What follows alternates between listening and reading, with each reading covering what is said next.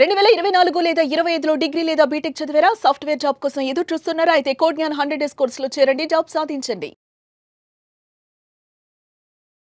నమస్కారం సార్. నమస్తే. వస్తువైనా, మనిషైనా అది కరెక్ట్ ప్లేస్ ఉన్నప్పుడే దానికి విలువ ఉంటుంది అని చెప్తూ ఉంటారు. మరి అలాంటి విలువ లేని మనుషుల దగ్గర బ్రతకడం ఎలా సార్? విలువ ఇవ్వని మనుషుల దగ్గర బ్రతకడం చాలా కష్టం. ముందు విలువ ఏంటో అర్థం చేసుకోవాలి. విలువ ఎవరైనా మనకి ఎలా విలువ ఇస్తారు? వాళ్ళకి తెలిస్తే విలువ ఇస్తారు. ఓకే, మన విలువ వాళ్ళకి తెలియాలి. యాక్చువల్లీ ఒక గోల్డ్ యొక్క విలువ ఒక డైమండ్ యొక్క విలువ ఆ డైమండ్ని చూసేవాడికి తెలుస్తుంది. ఓకే, లేని వాడికి అర్థం కాదు. అది ఒక పెద్ద మంచి డైమండ్, బిగ్ డైమండ్ దొరికింది, అది ఒక లేమన్ దగ్గర దొరికితే వాడు దాన్ని ఏదో పేపర్ వెయిట్గా వాడుకుంటాడు. సో విలువ తెలియాలంటే వాళ్ళకి ఆ విలువ చూసే క్వాలిటీ ఉండాలి. ఇది ఫస్ట్ థింగ్. సో అందరూ మన విలువ చూస్తారు అని అనుకోవడం is a big mistake.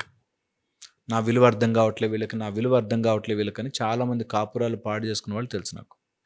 Okay, ఇది చాలా చాలా ఇంపార్టెంట్. మనము అంత విలువ ఇచ్చుకోకూడదు. ఎవరైనా ఇస్తే ఓకే, కానీ మన విలువను మనం రుద్దకూడదు. చాలా చాలా ఇంపార్టెంట్ ఇది నెంబర్ 1 పాయింట్.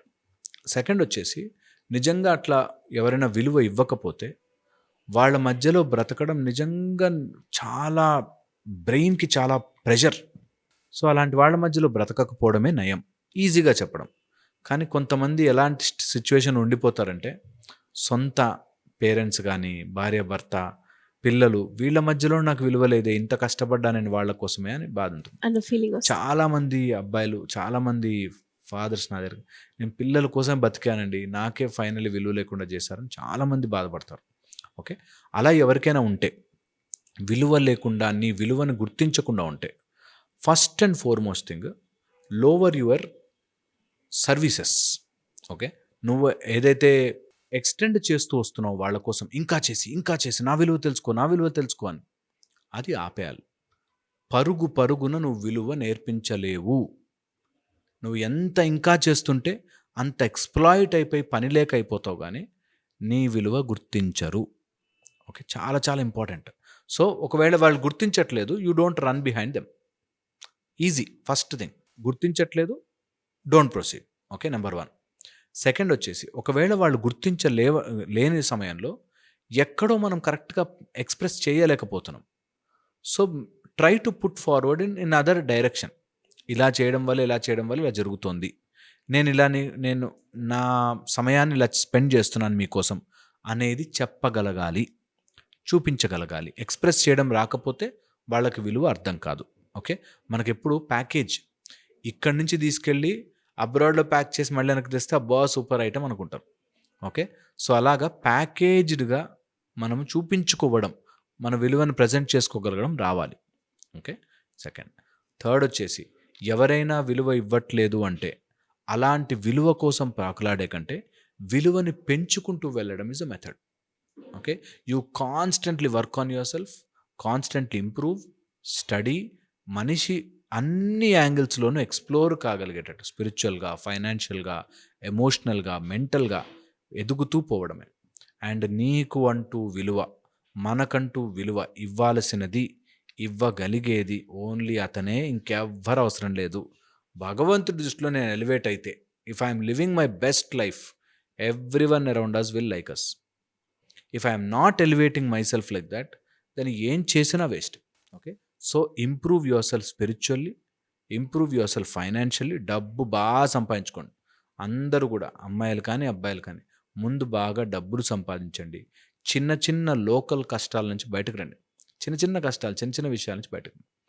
అండ్ ఒక విలువ ఉన్నప్పుడు you will know how to choose the battles. అంటే ఫర్ ఎగ్జాంపుల్, నేను ఒక టైగరో లయనో అయితే నేను చిన్న చిన్న కుందేళ్ల కోసం ఫైట్ చెయ్యను. My battle is different. నా యుద్ధం వేరుగా మారిపోతుంది. నీ విలువ తక్కువ ఉన్న చోట చిన్న చిన్న గొడవలు, నా పక్కింటోడు ఇట్లా అన్నాడండి, ఎదురింటోడు ఇట్లా అన్నాడు, వాడు చెప్పులు పక్కన పెట్టాడండి, ఈ చిన్న గొడవల్లోనే నీ విలువ, నీ ఆలోచన విధానం ఎంత చిన్నగా ఉందో తెలిసిపోతుంది. ఇప్పటి కూడా మా దగ్గరకు వస్తారు, నా సడ్డకుడు ఇట్లా అన్నాడు, నా భార్య వాళ్ళ తమ్ముడు ఇట్లా అన్నాడు, చిన్న చిన్న గొడవలు.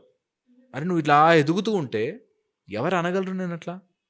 ఎంతసేపు ఆ చిన్న సర్కిల్లో తిరుగుతుంటాం కదా, నీ విలువ అంతే అక్కడే ఉంటుంది. ఇప్పుడు ఫర్ ఎగ్జాంపుల్ నీ తోటి కోడలో అదే విలువ ఇచ్చేసిందే అనుకుందాం, మనకి ఏమొస్తుంది దాంతో?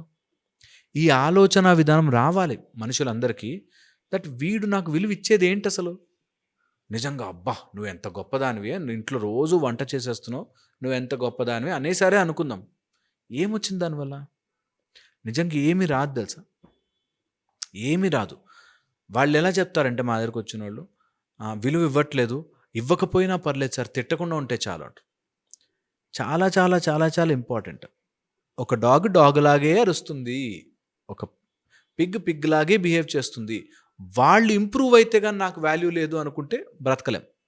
నేను మంచి బెంజ్ కార్లో ఫాస్ట్గా వెళ్తున్నాను, వెనక ఒక డాగ్ వచ్చి పడింది అనుకో. కొన్ని డాగ్స్ ఉంటే కార్ వెళ్తుంటే కార్ వెనకాల రన్ చేస్తాయి.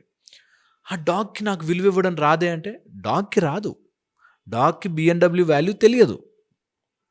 సో ఎవరైనా మనకి విలువ ఇవ్వాలి అంటే వాళ్ళు విలువ ఇచ్చేదాకా, వాళ్ళు ఇచ్చేదాకా నాకు విలువ లేదు అని మనం అక్కడ ఉంటాం చూసామా, that is a wrong method అది.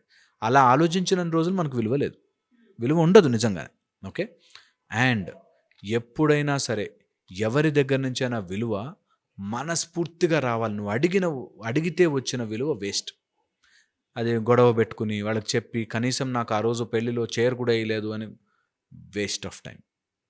నువ్వు నిజంగా వర్త్ కాదు, అలాంటి ఫైట్ తీసుకున్నవాడు వర్తే కాదు, అసలు not worth it at all. Okay, చాలా చాలా ఇంపార్టెంట్. ఇది తెలుసుకున్నవాడు చాలా లైఫ్లో ముందుకెళ్తాడు. అండ్ నిజంగా ఏ మనిషి నాకంత గొప్ప విలువ ఉంది అని ఫీల్ అవ్వాల్సిన పని లేదు. 500 రూపాయల బండిల్స్ ఇలా రూమ్ నిండా ఉన్నాయి, కానీ నీకు ఆకలి వేసేస్తోంది బాగా, నువ్వు ఆ డబ్బులు తీయలేవు, బయటకు పెట్టలేవు, ఏం చేసుకుంటావు? అంత విలువైన డబ్బులైనా. విలువ ఎప్పుడు వస్తుంది తెలుసా?